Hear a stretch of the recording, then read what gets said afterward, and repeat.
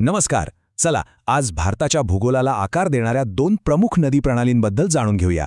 ह्या दोन जीवनरेखांची कहाणी खरंच खूप रंजक आहे. हा प्रश्न थोडा मोठा वाटेल नाही का? पण आपल्या आजच्या चर्चेचा सगळा आधार याच प्रश्नावर आहे. म्हणजे विचार करा की एवढ्या मोठ्या भूभागाची ओळख नक्की कशावर ठरते? आणि याचं उत्तर इंटरेस्टिंगली आपल्या पायाखालून वाहणाऱ्या पाण्यातच आहे. हो, नद्या. याच नद्यांनी पिढ्यानपिढ्या इथली संस्कृती, शेती आणि लोकांची जीवनशैली घडवली आहे. ठीक आहे, मग सगळ्यात आधी एक बेसिक गोष्ट समजून घेऊया. जेव्हा आपण नदी प्रणाली म्हणतो तेव्हा त्याचा नेमका अर्थ काय होतो? देशाच्या भूगोलाचा हा एक अगदी मूळ घटक आहे.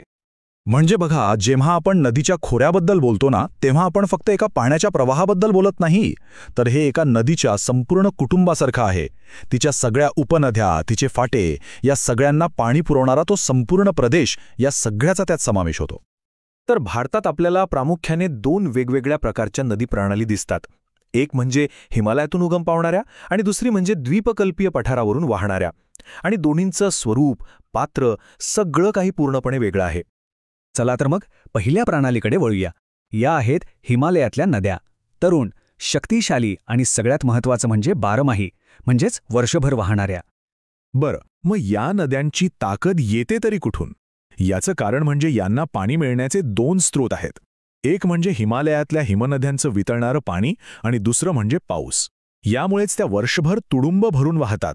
त्यांचा प्रवास इतका लांब आणि वेगवान असतो की त्या डोंगर अक्षरशः कापून खोल दऱ्या तयार करतात. आपल्या परिचयाच्या सिंधू, गंगा आणि ब्रह्मपुत्रा याच महान प्रणालीचा भाग आहेत.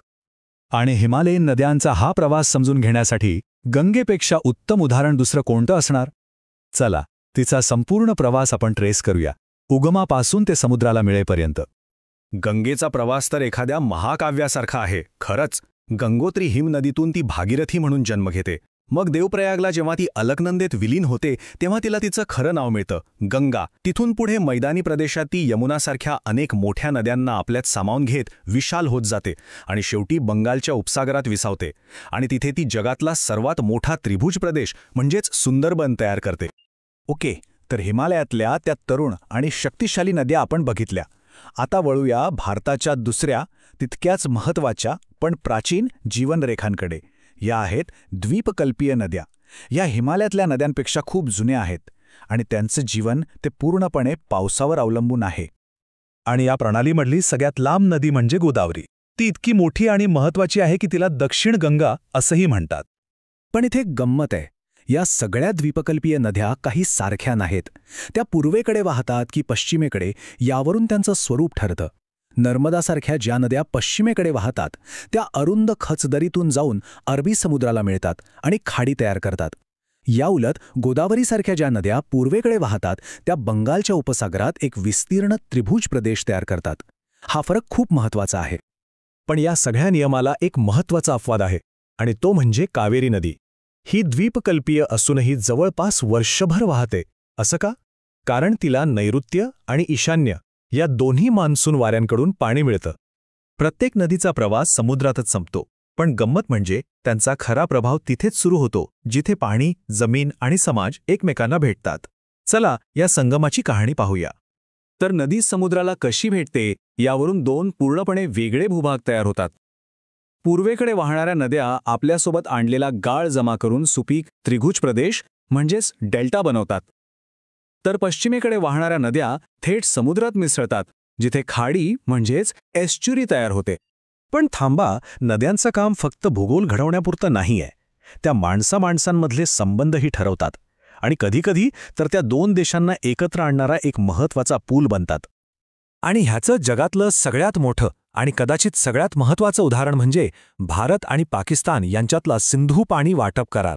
दोन देशांमध्ये कितीही तणाव असला तरी नैसर्गिक संसाधनांच्या वाटपाचा हा करार एक ऐतिहासिक मैलाचा दगड मानला जातो. आणि हे जे आकडे आहेत ना, ते खरंच खूप काही सांगून जातात.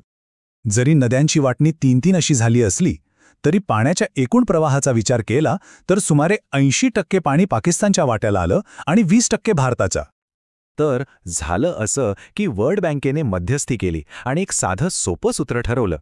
पश्चिमेकडच्या 3 नद्या म्हणजे सिंधू, झेलम आणि चिनाब यांचं पाणी पाकिस्तान वापरणार आणि पूर्वेकडच्या 3 नद्या रावी, बियास आणि सतलज यांचं पाणी भारताला मिळालं. आणि आश्चर्याची गोष्ट म्हणजे अनेक राजकीय वादळं येऊन गेली, पण हा करार आजही टिकून आहे. थोडक्यात काय तर मग त्या हिमालयातल्या तरुण खवळलेल्या नद्या असोत किंवा द्वीपकल्पावरच्या शांत प्राचीन नद्या, त्यांचं स्वरूप कितीही वेगळं असलं तरी ह्या दोन्ही प्रणाली या उपखंडाची जीवनरेखा आहेत. आणि जाता जाता एक प्रश्न, जो आपल्या सगळ्यांसाठी महत्त्वाचा आहे. आज ज्याप्रमाणे हवामान आणि भूगोल बदलत आहे, ते पाहता या जीवनरेखांचं भविष्य काय असेल? त्यांच्या या कहाणीचा पुढचा अध्याय कसा लिहिला जाईल? यावर विचार करायलाच हवा.